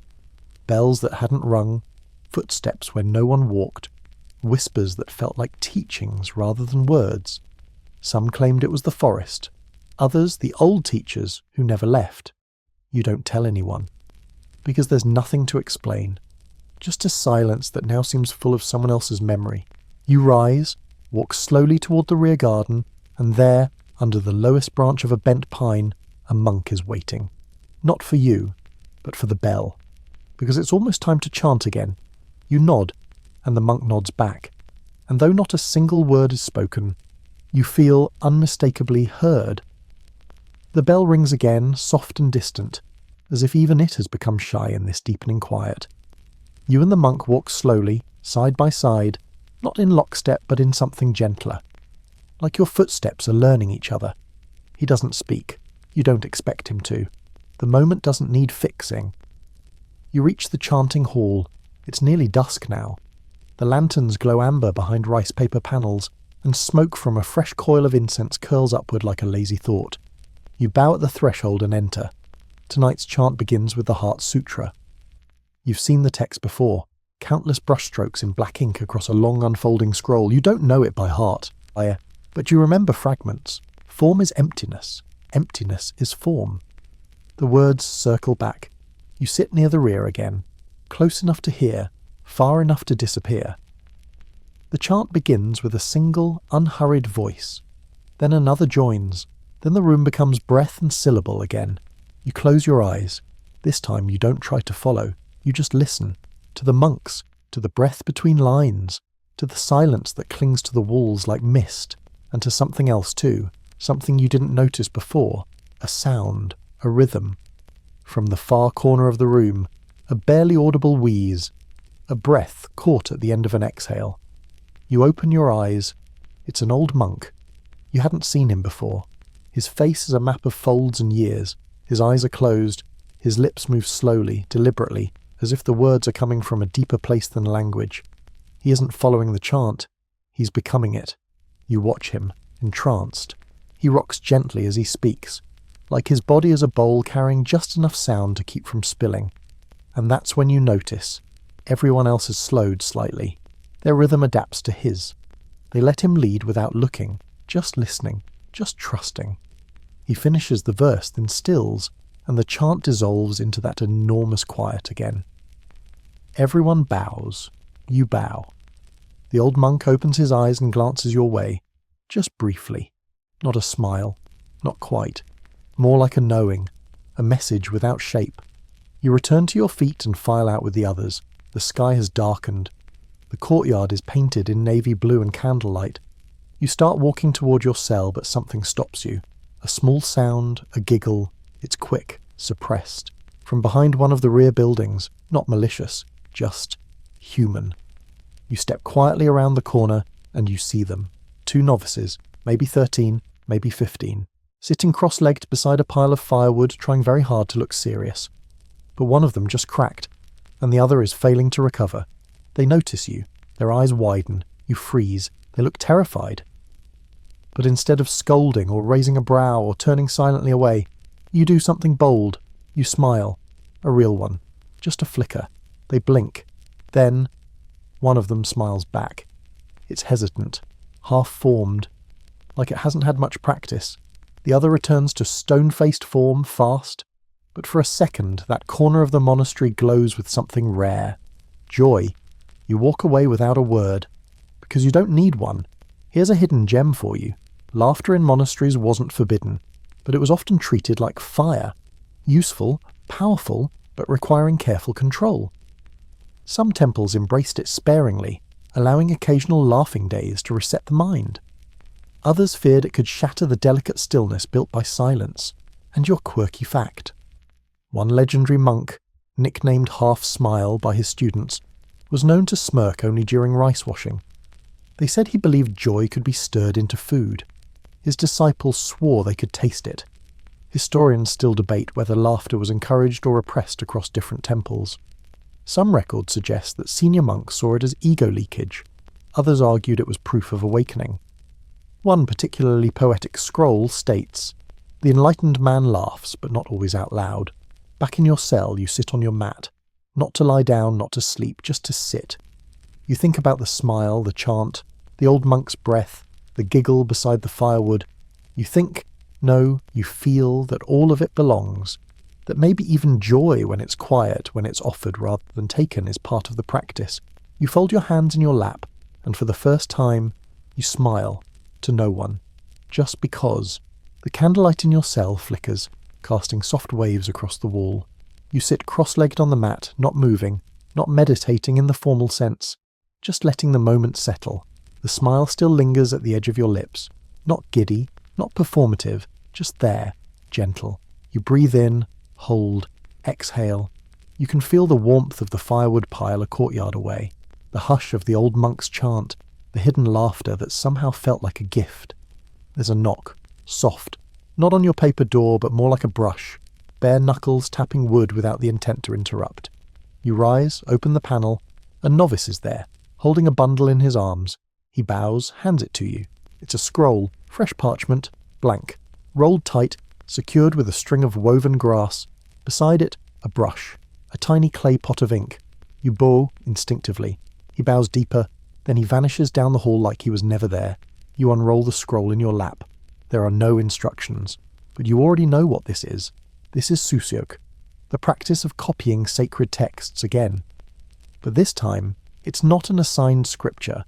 There are no pages to match, no layout to follow. This scroll is for your own lines, and you don't even need to write words. You sit back down, open the ink. The scent rises immediately, earthy, mineral, faintly metallic, like a smell from the bottom of a forgotten well. You dip the brush, touch it to the page, nothing. Then, slowly, one stroke, then another. You're not writing letters, you're letting your hand move the way your breath does. Curves, sharp lines, repeats, not calligraphy, not art, just presence. Here's your historical nugget. While sutra copying was common, many forest monasteries also embraced expressive transcription, a way of capturing meditative states through abstract brushwork. These weren't meant for display. In fact, they were often burned afterward as offerings to impermanence. And your curious detail? There's a preserved scrap of parchment in a remote Korean archive bearing only a single brushstroke repeated 108 times. Slightly different each time. Some scholars say it was a chant written in silence. Others think the monk was trying to perfect a single emotion. One theory suggests it was a way to mark time, a kind of monastic heartbeat. Historians still debate whether these scrolls were exercises in ego or ego death. Some called them personal expressions of the awakened mind. Others said they were distractions, practice that pulled the monk away from the body, not into it. You keep going, brush after brush, stroke after stroke. The ink dries fast in the cool night air. The scroll begins to curl slightly at the edges, but you don't mind. It adds character and imperfection. You pause, look down. The page isn't beautiful, it's not supposed to be, but it feels like you. The door opens again. No knock this time. A monk enters quietly, he doesn't speak. He just gestures for you to bring the scroll, you gather it.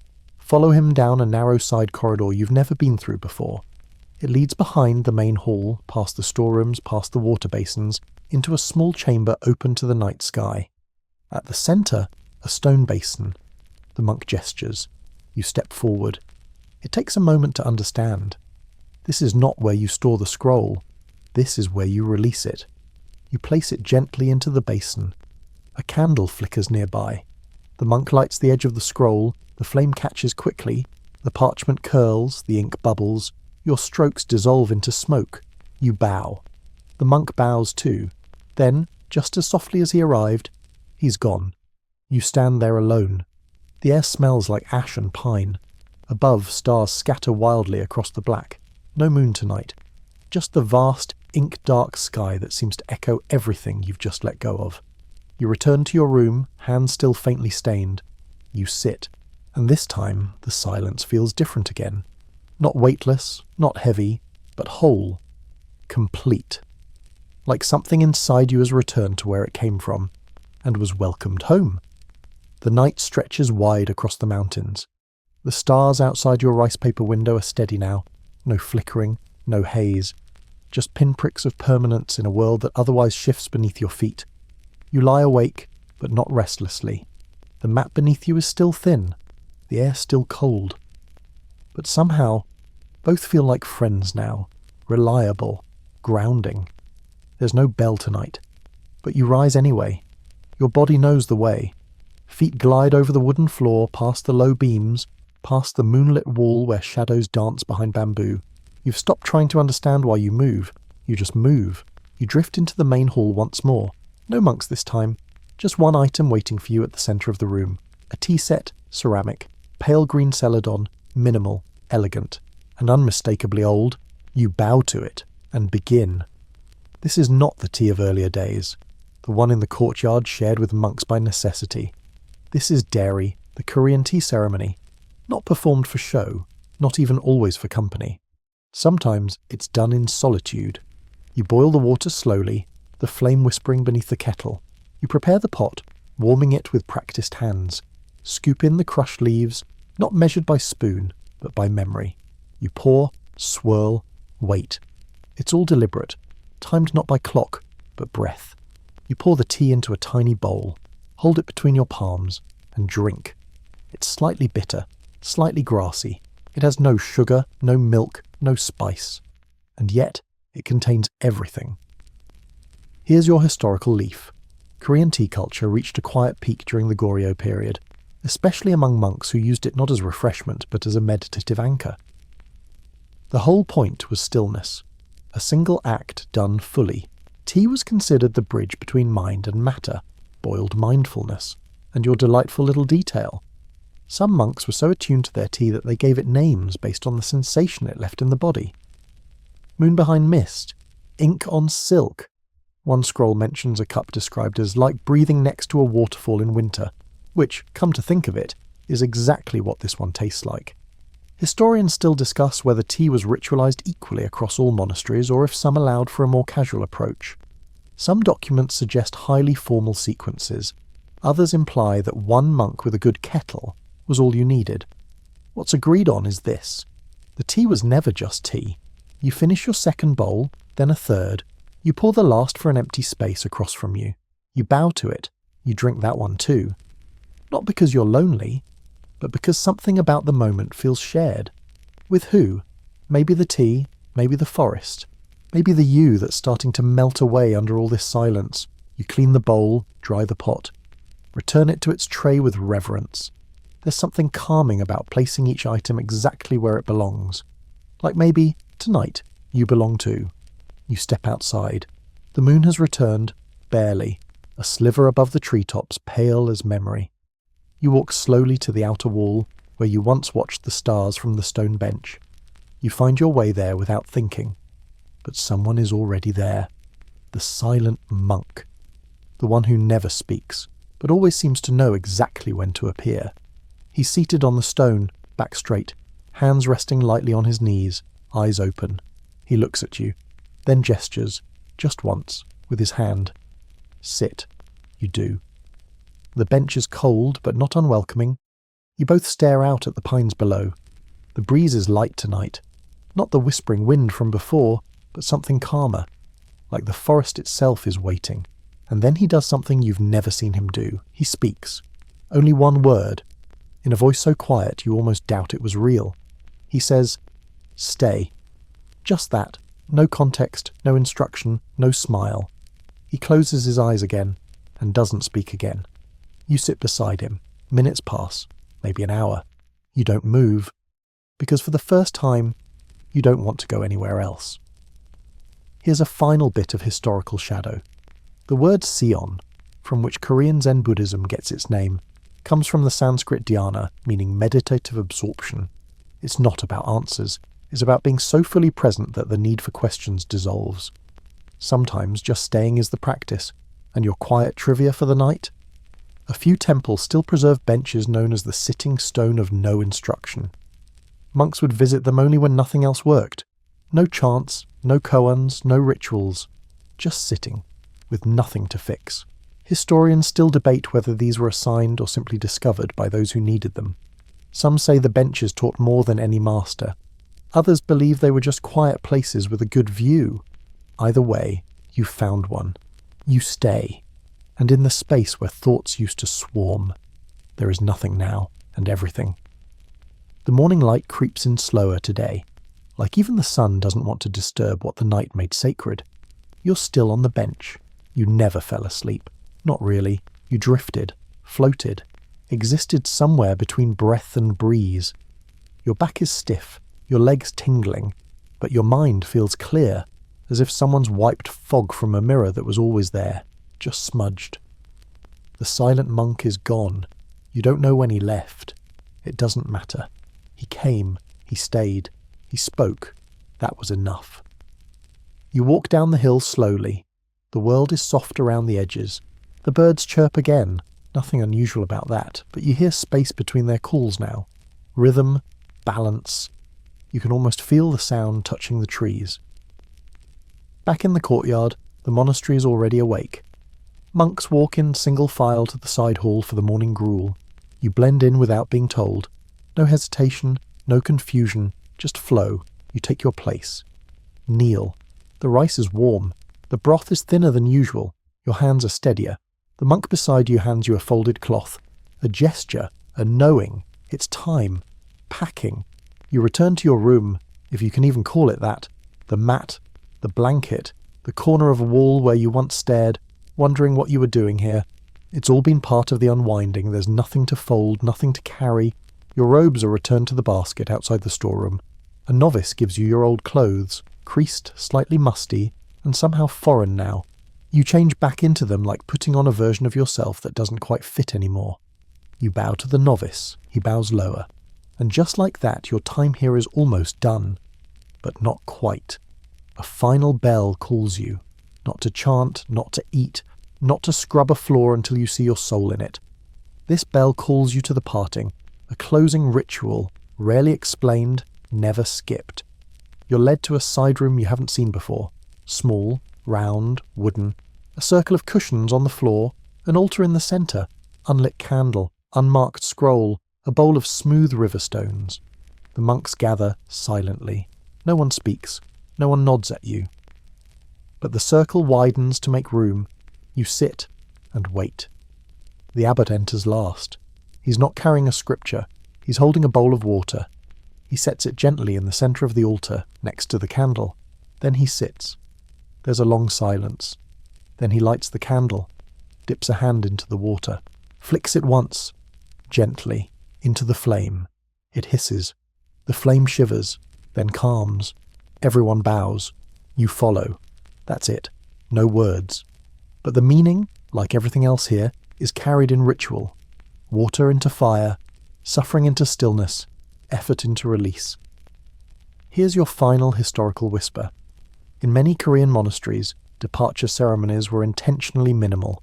No speeches, no farewells, just symbolic gestures to acknowledge the transformation, however small, that occurred during the stay. Some temples used candles, others bells.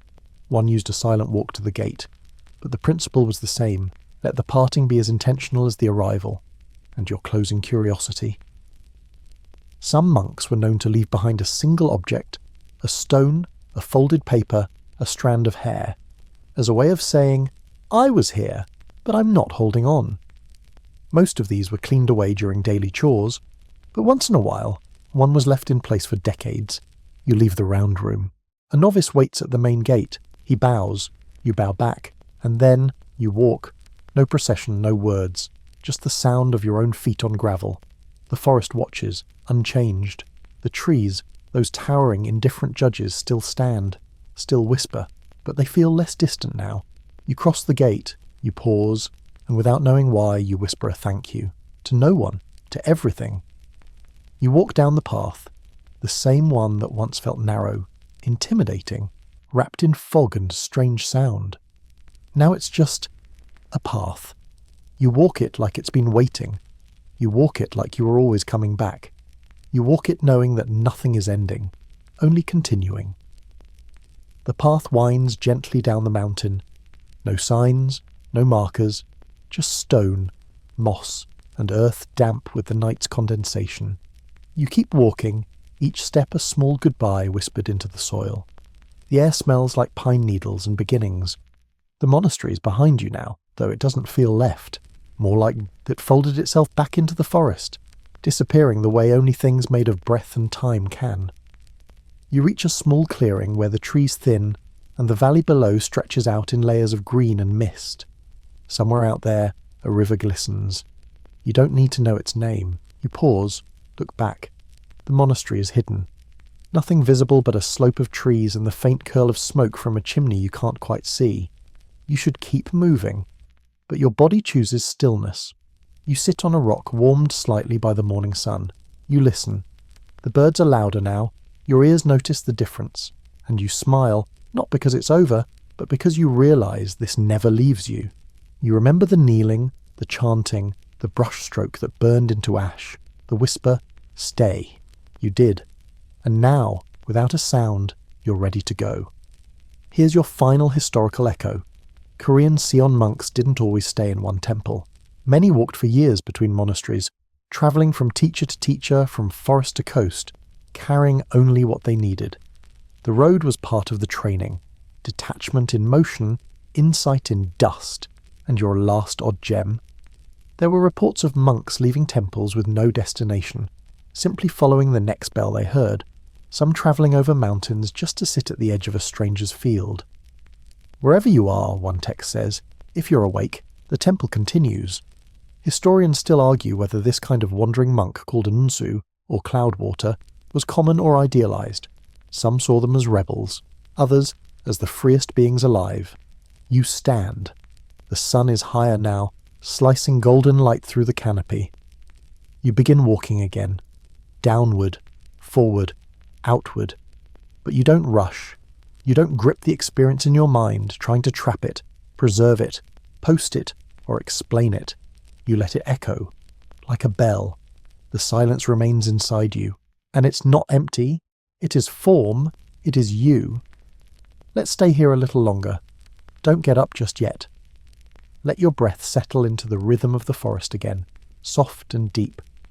The way it did when the wind moved through pine needles like a voice that didn't need to speak. You've come a long way, from city thoughts and rushing minutes to empty bowls, folded mats, and the hush of 1,000 years pressed into wooden floors. You learned to sit when your legs screamed, to walk when your thoughts tried to run, to stay when everything in you wanted to escape. And in the stillness, you found something else, a quieter version of yourself, one that doesn't need to be explained or named, just known. Now, as you lie there, wherever you are, imagine the cool touch of stone under your fingers, the soft glow of a candle nearby, the taste of barley tea still lingering at the back of your tongue. You're not in a monastery anymore, but the silence came with you. It always does, so breathe with it. Let it surround you like a robe you didn't know you were wearing. No thoughts to fix, no past to chase, no future to plan. Just this, just now. And when you're ready, only when you're ready, let your eyes close. Let the silence keep you company. And if sleep finds you here, it will find you changed, will find you changed, will find you changed, will find you changed, will find you changed, will find you changed, will find you changed, will find you changed, will find you changed, will find you changed, will find you changed.